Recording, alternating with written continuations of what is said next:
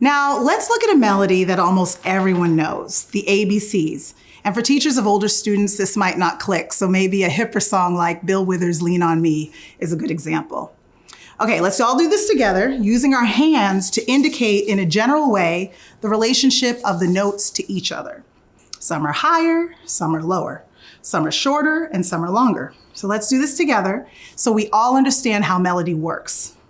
Okay, hands to show the movement. Here we go, ABCs.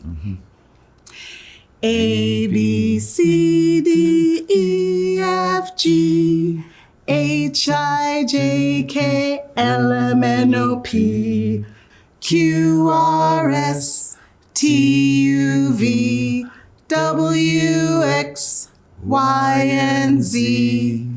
As you can see, it's a very solid song to start with.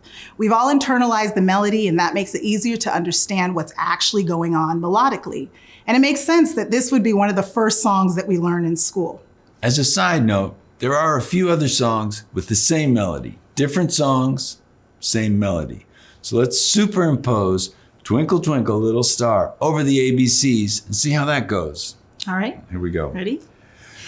A, B, C, D, E, F, G, H, I, J, K, L, M, N, O, P, Q, R, S, T, U, V, W, X, Y, and Z. So that's for you to understand melody if you didn't already, and it's a great way to demonstrate melody to your younger students.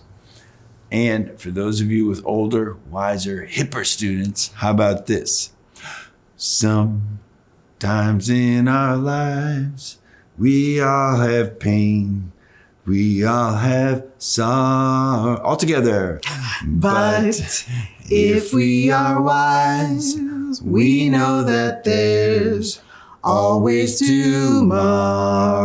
And on from there. When we write music, actual music notation is really indicating the same thing, how the notes relate to each other and how long they last, but just in a more formal and precise way.